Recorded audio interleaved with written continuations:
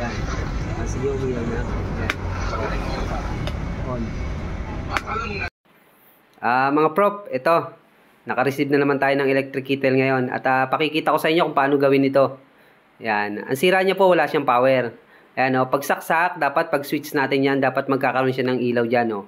Ayan. Ayaw siya magkaroon ng power. Ayan po.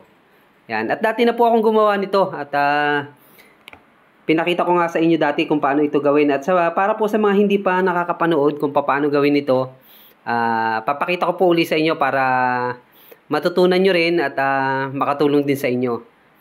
At ito po, itong pinakang base kalimitan po sa aking mga na-encounter, ito po lagi ang nagkakaroon ng problema. Yan, itong base. At meron din po yan dito sa pinakang ilalim nitong pinakang kettle. Yan. Meron po kasing contact din yun sa pinakang ilalim. Pero kadalasan po itong pinakang base niya, dyan siya nagkakaroon ng problema. Hindi po kumukontak yung kanyang linya papunta rito sa pinakang kettle natin. Yan. At pakikita ko po sa inyo kung paano ginagawa ito. Nang matulungan ko rin po kayo kasi madali lang po ito gawin. Ayan. 3 piraso lang po yung tornilyo niya and then makikita nyo, ayan po. Ayan. Meron po siyang contact dyan. Yung makikita nyo, susundan nyo yung linya ng wire. Dalawa yan, kabilaan. Meron siyang contact point dyan na ang ginagawa ko po dyan, nililinis ko lang po yan. Ayan makikita nyo. May tornilyo po kasi yan, pwede nyong tanggalin. Pag tanggal nyo po, ang ginagamit ko po dyan, pwede nyong lihain.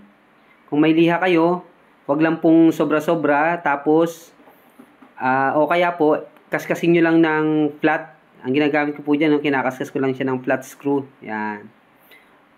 Kasi yung iba po niya, nangingitim na yung pinakang contact niyan, kaya hindi na po siya. Kaya minsan, napapansin nyo, naglulus, minsan gumagana, minsan hindi. At sa katagalan, lalo na po, ay talagang hindi na po siya gumagana katagalan. Yan. Pag nakaskas po yan ng konti, medyo hatakin nyo lang ng konti, stretch nyo, yan. Kasi po, bumababa rin yan sa katagalan. Kasi nag-iinit din po yan Lalo na pagka madalas yung ginagamit, syempre, bababa rin po yung pinakakontak. Kaya ginagawa ko, hinahata ko po ng konti. Yan. Pagka nalinis nyo na, ibalik nyo lang po uli sa dati. Tapos yung kabila po, ganun din ang gawin nyo. Tatanggalin din po natin yung kabilang side para malinis din po yung kanyang contact. Ayan. Maliit lang po yung pinakang screw niya, madali lang siya tanggalin. Ayan, kung mapapansin nyo. Ayan Yan. Ganun din po ang gagawin natin. Kakaskasin din natin yan. Yan. Ayan po. Yan. Hinakaskas lang po yan para malinis siya or pwedeng liha. Yan.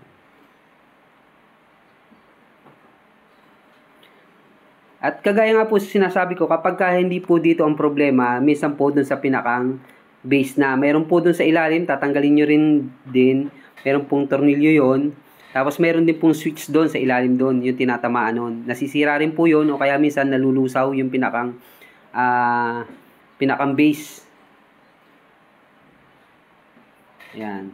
Tapos babalik lang po yung tornilyo. Ganun siya ka-simple. O yan. Madali lang, kayang-kaya nyo na pong gawin yan.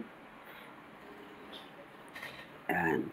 Tapos pag binalik po natin yan, meron po yan na pinakang guide. Kung mapapansin nyo, pagka sinalpak nyo po itong pinakang cover na yan, ayan.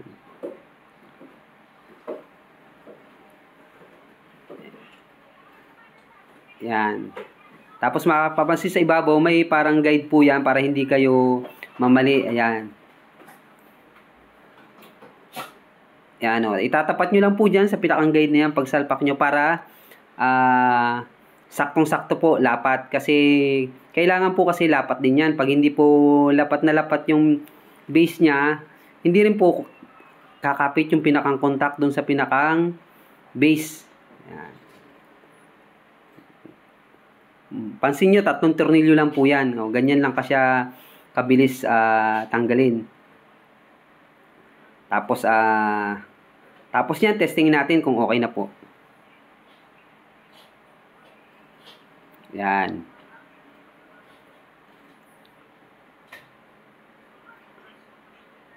Ayan. Bihira po masira yung pinakang switch niyan sa taas. Ayan, testingin po natin, isaksak po natin. Ayan, kailangan iilaw po ito. Ayan. On and off po tayo. Yan, mapapansin nyo, umilaw na po siya. Okay na po. Yan, on, off. Yan, nakikita nyo, umiilaw. Pag umilaw na ganyan, ibig sabihin po, iinit na yan. Yan. Kung may mga ganyan po kayong problema, napakadali pong gawin. Sayang po, wag po nating basta-basta itapon kaagad. Lalo na po kung yung mga branded. Yung iba po kasi medyo mahal din yung mga ganito. Sayang naman kung itatapon nyo lang. Kahit kayo po, kayang-kaya nyo yung gawin yan. Paki-share naman po itong ating video para matulungan natin yung iba.